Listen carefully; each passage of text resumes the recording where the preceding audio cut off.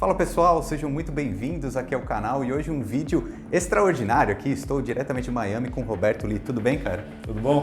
Joia. Sempre bom ter tua visita aqui. Cara, e a gente já conversou muito aqui em off, a gente vai conversar junto com vocês porque eu acho que, sem sombra de dúvidas, a gente está num momento de pensar em investimento em dólar, até por uma questão de proteção, né? A gente tem um ano desafiador pela frente, né? E nunca foi tão importante o acesso ao mercado internacional. E nunca foi tão fácil, né? Estou visitando aqui mais uma vez a Avenue em Miami, vocês já viram, visitei em São Paulo. A Avenue, ela proporciona esse acesso mesmo, né? A gente conseguir investir nos Estados Unidos, no exterior, em qualquer lugar do mundo, com facilidade, com o seu celular, da sua casa, né? Então, mais do que nunca, está na hora de pensar globalmente, investir em dólar também, e a Avenue proporciona isso para a gente. Eu sempre deixo o link aí na descrição, que você pode abrir a sua conta e começar agora, tá? Agora, Lee, eu queria conversar com você sobre um ponto que eu falei poucas vezes aqui no canal, até sobre essa ideia, já falei, óbvio, sobre proteção, segurança, mas renda fixa, por exemplo, eu nunca... Como que o americano ele pensa em renda fixa, o brasileiro pensa em renda fixa? Vamos trazer esse tema aqui. Tá bom. Não, lógico, assim, o mercado internacional é engraçado, né? Para o brasileiro é um tema novo. Sim. Né? Por conta de tantos e tantos e tantos anos de um mercado muito, muito fechado. Mas, e o brasileiro tende a pensar no mercado americano como renda variável única e exclusivamente. Mas a gente está falando do maior mercado de renda fixa do mundo também. Olha só. Né? Investidores de todo o globo, né, investem em renda fixa aqui nos Estados Unidos, e renda fixa que a gente encontra no mercado americano ela é muito ampla e muito variada.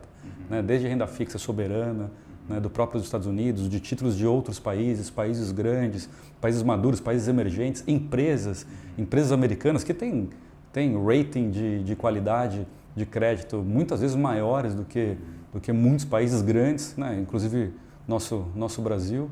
Enfim, você tem uma infinidade de alternativas em renda fixa aqui que deve ser mais aproveitada aqui e Legal. utilizada pelo público. Né? Muito bom, muito bom. Então vamos trazer agora para o público aqui essa ideia, né? Digamos assim, poxa, sou brasileiro, invisto aqui nos meus títulos de renda fixa aqui no Brasil, CDB, LCI, renda fixa, Tesouro Direto.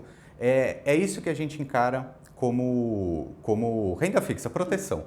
Só que é o que a gente estava conversando, né? Proteção também é ter uma parte do seu patrimônio dolarizado.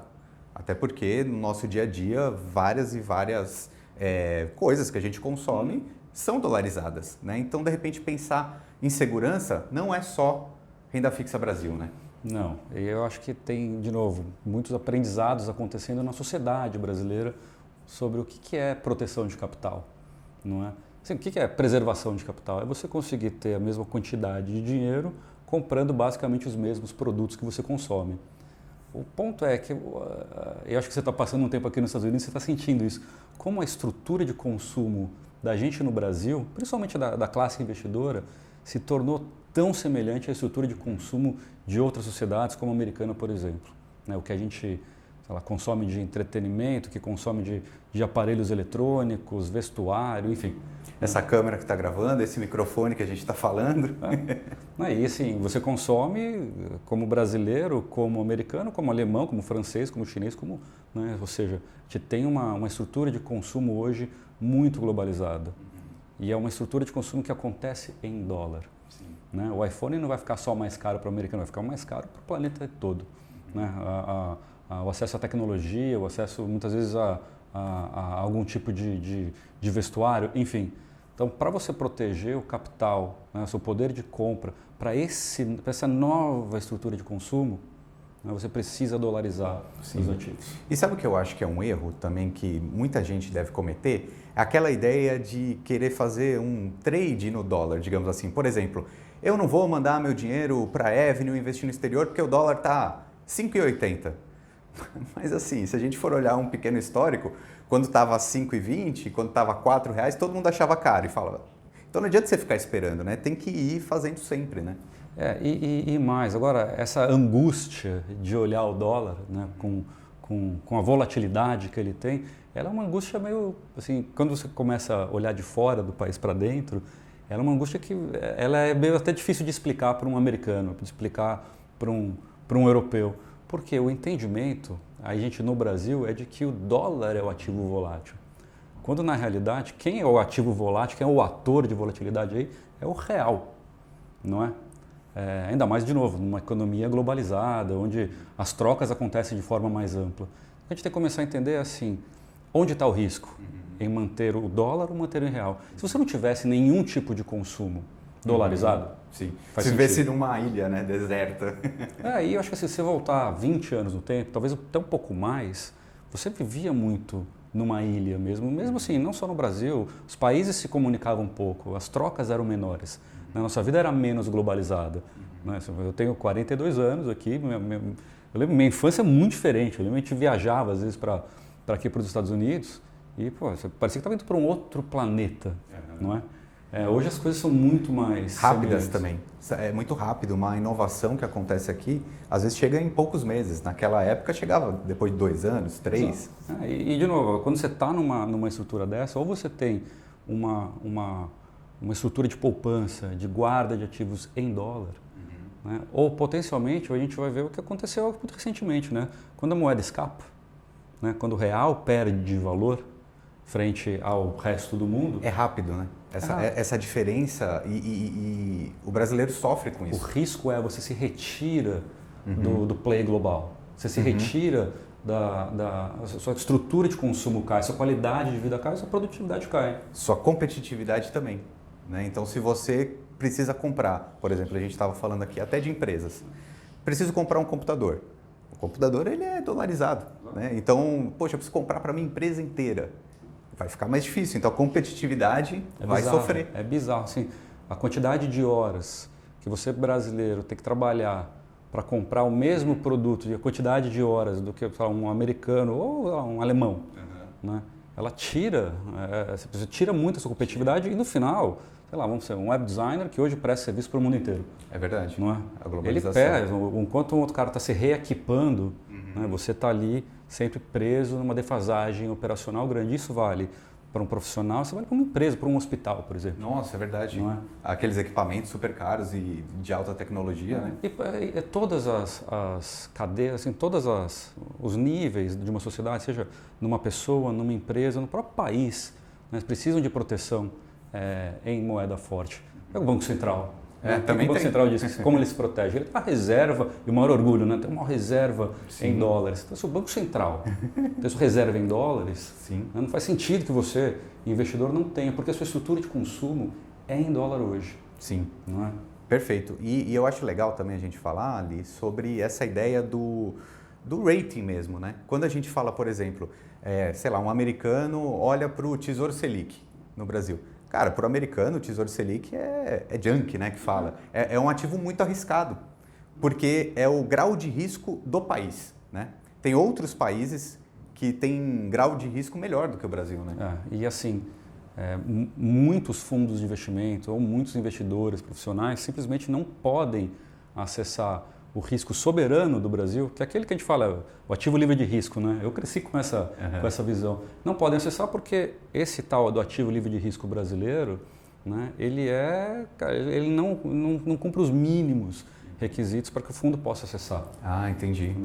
Então ele está abaixo do sarrafo ali. E assim, engraçado, porque você fica abaixo de outros países, mas também abaixo de várias empresas, né? Isso é interessante. Isso é interessante. A gente estava até conversando aqui antes que, por exemplo, os países têm o rating e as empresas também têm. Então, se a gente pegar empresas assim globais, históricas, uma Coca-Cola, por exemplo, ela paga dividendos recorrentes há mais de 50 anos e tem um rating melhor, uma classificação de risco melhor do que alguns países. Não sei se do Brasil, talvez até do Brasil. Provavelmente. Mas provavelmente não é. Mas por quê? Porque você tem uma empresa que muitas vezes já chegou num grau de maturidade, de penetração dos seus produtos, assim, em níveis globais, que dão uma previsibilidade muito, muito clara para elas. Então, qualidade de crédito melhora. Né? Então, se alguma coisa a gente pode falar como brasileiro é que o nosso país é imprevisível. Isso daí ninguém tem dúvida. Então, não é que a gente tem, agora vamos ter eleição. O problema é que a gente tem eleição a cada 4 anos. Sim. Né? Até o passado é incerto, né? Até o passado é incerto. Mas, enfim, Eu acho que a composição de proteção de capital, obviamente, ela precisa levar em consideração a moeda local. Né? Ela precisa, você tem consumos em reais e você tem consumos dolarizados. Então, como se proteger? Né? Preservação de capital. Como proteger que o seu dinheiro continue lhe dando as mesmas capacidades de compra? Eu acho que vai num exercício muito simples que eu gosto de fazer, geralmente, que é o quanto da minha vida é dolarizada. E assim, é uma estimativa, assim. Esse pedaço da sua vida dolarizada, você deveria trazer para ativos de baixa volatilidade aqui nos Estados Unidos. Ótimo, excelente. E aí é legal até a gente dar algumas ideias aqui, porque às vezes gera essa curiosidade. Mas, por exemplo, ativos de renda fixa, digamos, aqui tem vários ETFs, né, que você pode investir nos Estados Unidos, tem títulos do governo público e não é renda fixa, mas é tão seguro ou mais do que essa renda fixa brasileira, que são esses dividendos, né? Essas ações boas pagadoras de dividendos. Tudo isso é uma forma interessante de se proteger e através aqui da Avenue você consegue acessar uma grande gama de possibilidades de investimento. Eu acho até legal de falar, eu vi você comentando isso outro dia, que você nunca viu tão rápido, né, o crescimento de uma classe de investimentos como agora que está sendo o investimento internacional, né? Assim, geralmente uma penetração de uma nova modalidade de investimento, uma nova categoria, leva mais tempo. Mas a gente viveu também no Brasil uma demanda reprimida durante tantas décadas, né, que essa abertura de acesso internacional tem acontecido de forma assim, surpreendente, não é nem surpreendente, né, porque tem esses motivos, mas muito acima das expectativas da gente, dos nossos pares de mercado, né, dos analistas, enfim, acho que o próximo capítulo do sistema financeiro brasileiro vai acontecer aqui nos Estados Unidos. Aqui nos Estados Unidos, que né? legal. Uma penetração internacional que já deveria estar rodando ali perto de 30% a 40% para um país que tem a maturidade que nós temos hoje. Né? E hoje ela roda para de zero. Tá, não é? Sim. Então acho que esse delta de crescimento vai ser bem... Não, e aí é legal conversar contigo porque assim, eu particularmente, eu acho que está até um pouco devagar. Porque eu achei que quando eu começasse a falar aqui sobre investimento no exterior no canal, todo mundo já ia investir no mesmo dia. Mas a gente vê que às vezes demora um pouquinho, às vezes tem alguma dúvida e tudo mais. Então, eu acho que está um pouquinho devagar, mas como você está dizendo, está no caminho, né? Mas tem motivos, as coisas precisam ser feitas com cuidado. Né? Você tem uma série de infraestruturas regulatórias, a própria educação financeira, entendimento de como é que é feita uma remessa para o exterior, né? Como é que isso deve ser declarado no país, como que uma oferta de serviço internacional pode acontecer dentro do Brasil, quais são os veículos regulados e não regulados envolvidos neste arranjo.